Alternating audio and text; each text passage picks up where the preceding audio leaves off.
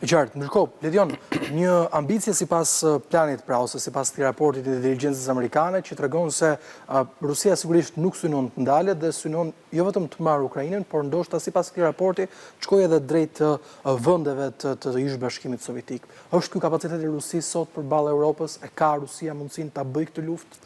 Pavarësisht se çfarë shkruan raporti i CIA-s, mundësitë që Rusia të marrë gjithë Ukrainën janë shumë të pakta për disa arsye. Në radhë parë, territori shumë i madh, bëhet fjalë për është 2 herë sa Italia dhe nuk është e lehtë të pushtosh territori që është 600.000 km2. Tjetra është fakti që Rusia mund ta kishte shumë të vështirë të mbante në kontroll zonat që janë thjesht ukrainase. Për momentin Rusia është në një mas të madh duke luftuar në zona që janë rusish-folse ose që kanë një popullsi të konsiderueshme rusish-folse, pjesa lindore dhe juglindore e Ukrainës. Në momentin që kalon në zona që janë tërësisht ukrainase, do të kishte shumë të vështirë të mbante në kontroll për shkak të një lufte guerilje, lufte partizane që mund të ishte shumë e natyrshme në Ukrainë. Vetmja zonë që ka popullsi të konsiderueshme rusish-folse që ende nuk është marrë nga Rusia është Odesa, e cila pa diskutim që është një lloj është një qëllim dhe një shënjesë sigurisht e Rusisë në muajt apo në vitet në vazhdim. Por që Rusia të marrë gjithë territorin e Ukrainës e shoh shumë të pamundur, sepse megjithatë nuk ka mundësinë ta mbajë një territor të tillë. Mund të ketë mundësinë sigurisht në momentin që Ukraina kapitullon, mund ta marrë gjithë Ukrainën, por nuk e mban dot gjithë Ukrainën, pikërisht për shkak të një popullsie që është tërësisht ukrainase në një pjesë të madhe të Ukrainës dhe do të kishte të lehtë të bënte një luftë guerilje, një luftë partizane kundër Rusisë. Tjetra është fakti që unë mendoj që Rusia në thelb më shumë se sa territorin, pra nuk është çështje territoria që po luftohet në Ukrainë dhe kjo luftë nuk ka filluar për të marrë territorin, ai territor që është marrë deri më sot që bashkë me Krimen bëhet fjalë për 120.000 km2, nuk ndryshon në një gjë në 17 milion km2 që ka Rusia. Qëllimi i Rusisë është të shpërbëjë, le të themi, shtetësinë dhe kombësinë dhe shtetin e Ukrainës. Pra të japi një mësim Ukrainës dhe pjesës tjetër të vendeve evropiane që kjo është ajo që ka ndodhur në momentin që kërkon të bësh pjesë e NATO-s. Pra qëllimi në thelb është zhbërja, si thua, shtetit Ukrainës. Unë mendoj që nëse Ukraina do arrinte do kapitullonte, me shumë mundësi Rusia do ndalonte tek lumi i Dnjepër. Lumi i Dnjepër historikisht ka qenë është lumi që kalon mes Ukrainës dhe fillon nga Kijevi dhe mbaron pjesën e poshtme në Odesa. Ka qenë historikisht një kufi natyror.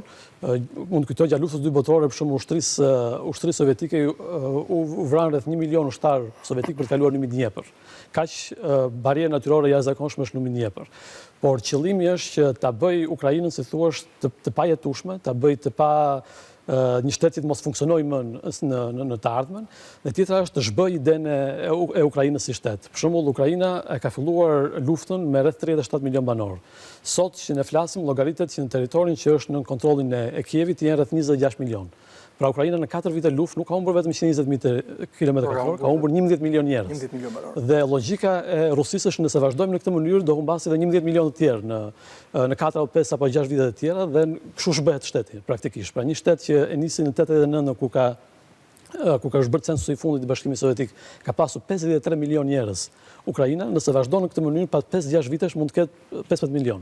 Pra kështu shbehet shteti. Në një farë mënyrë e kanë arritur qëllimin ose janë afër qëllimit rusët për ta zhbërë shtetin e Ukrainës. Për sa i përket pjesës tjetër të vendeve të ish Bashkimit Sovjetik, pjesa që është e Azisë ose e Kaukazit, nuk besoj se ka ndonjë interes Rusia aty. Qëllimi kryesor është vendet balltike. Dhe vendet balltike nuk mendoj se kanë ndonjë qëllim për të pushtuar vendet balltike drejt për drejt, sepse nëse kujtojmë historinë dhe kur ka pushtuar në 1940-ën, amerikanët dhe pjesa tjetër e perëndimit nuk e njohën pushtimin sovjetik në 40-ën. Pra njëjti gjithmonë si territore të pushtuara nga Bashkimi Sovjetik, jo si pjesë të Bashkimit Sovjetik. Por qëllimi në vendet balltike mund të jetë ajo që kemi thënë gjithmonë është testimi i NATO-s. Thelbi i politikës jashtme ruse, pra strategjia ruse, nuk është thjesht të marrë territor. Është të testoj ose të shpërbëj mundësisht të shpërbëj NATO, mundësisht të shpërbëj Bashkimin Evropian. Dhe vendet balltike mund të shërbejnë pikërisht si vend testimi për nëse funksionon, nëse jo në artikulli 5 i NATO-s. Dhe vendet balltike nga pamja gjeografike janë vende shumë të vështira për të mbrojtur nga ana e NATO-s. Vetë gjeneralet dhe ushtarakët e NATO kanë treguar se kanë shumë të vështirë për të mbrojtur vendet balltike në rast të një lufte me Rusinë, sepse ka vetëm 2 mënyra si mund të mbrohen vendet balltike. Një mënyrë është përmes detit baltik, gjë që mund të mbyllet shumë lehtë nga Rusia, dhe tjetra është ajo që quhet korridori Suwalki, që është midis Lituanisë dhe Polonisë, i cili gjithashtu mund të mbyllet shumë lehtë nga Rusia. Pra mjafton 2 lëvizje të Rusisë, bledi Baltik dhe koridori Suvalkut dhe mundësitë e NATO-s për të mbrojtur vendet balltike janë thuajse zero.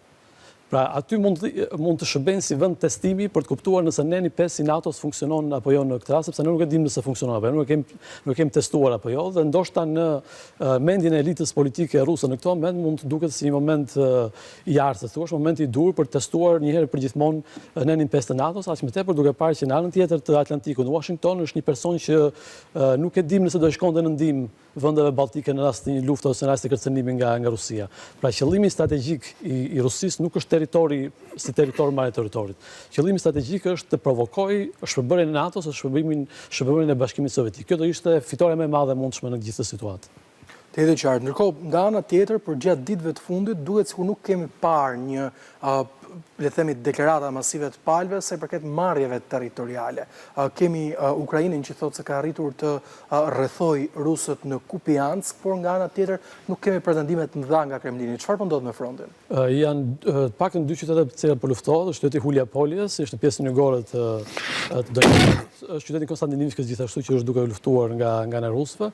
Kupiansku ishte një histori shumë interesante, sepse është qyteti ndoshta më i luftuar gjatë këtyre 4 viteve.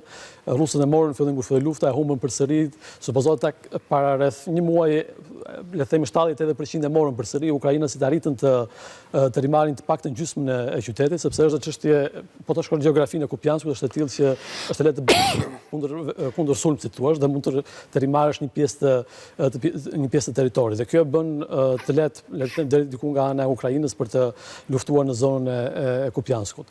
Lufta është ajo që vazhdon thuajse në çdo moment. Kjo është një luftë në anglisht quhet attrition war. Në shqip mund të themi luftë sfilitje, le të themi të kundërshtarit. Pra qëllimi nuk është në thelb marrja e territorit, marrja e territorit është pasojë. Pra momentin që ti shkatron kundërshtarin, shkatron mjetet motorike, tanke, avion, drone të tjerë me radhë, vret ushtarët që ke përballë, marrja e territorit është pasojë e kësaj. Nuk është qëllimi, si thua, në fillim të marrësh territorin dhe pastaj të shkatrosh kundërshtarin. Por shkatrimi i kundërshtarit të çon tek marrja e territorit. Dhe kjo është logjika e rusëve midisa në këtë moment, që po mundohen të shkatrojnë sa më shumë të jetë e mundur ushtrinë ukrainase dhe marrja e territorit do jetë pasojë e kësaj situate.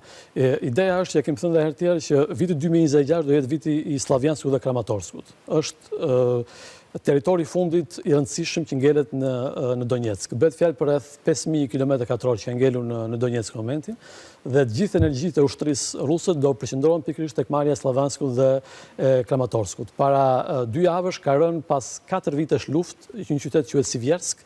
Rusët arrin ta merrnin pas 4 vitesh dhe për të kuptuar që se sa në vështirësi ndodhet ushtria ukrainase për momentin, ukrainasit luftuan 4 vite në Sivjersk dhe arrin ta mbronin. Dhe Sivjersku u mor për 7 ditë. Pas 4 vitesh betejë u mor për 7 ditë nga ushtria ruse. Kjo tregon një lloj dobësie shumë të madhe të ushtrisë ukrainase, sepse nëse arrin të mbosh për 4 vite një fortecë kaq të madhe që Sivjersku e lëshon për 7 ditë, tregon që diçka nuk shkon, diçka e madhe nuk shkon në këtë rast. Dhe Sivjersku është një lloj porte për të shkuar tek Slavjansku nga ana tjetër. Pra logjika ruse është për të avancuar shumë ngadalë, për të sfiluar ushtrinë ukrainase, dhe kjo mund të çojë tek pasoja e marrjes së territorit. Ka ndryshime shumë të vogla në terren, pra ato që ndodhin gjithmonë, nuk kemi për të parë më ndryshime gjigante në terren. Këtë duhet të harrojmë. Vetëm nëse Ukraina kapitulon tërësisht, kjo mund të ketë ndryshime gjigante në terren. Për momentin, nëse lufta vazhdon në këtë mënyrë, do të ketë ndryshime 2 kilometra këtu, 1 kilometër aty, 3 kilometra thuash ditën tjetër. Për shembull, Rusia gjatë këtij viti ka marrë 5000 kilometra. 5000 kilometra për ta vizualizuar është sa qarku i Gjirokastës dhe Korçës. Kaq ka marrë ushtria e dytë më e fortë në botë gjatë këtij viti, sepse lufta është e tillë në këtë mënyrë. Pra nuk presim më ndryshime gjigante, presim ndryshime fare të vogla. E qartë, mirë, ne do të shkojmë një shkutje, por përpara se të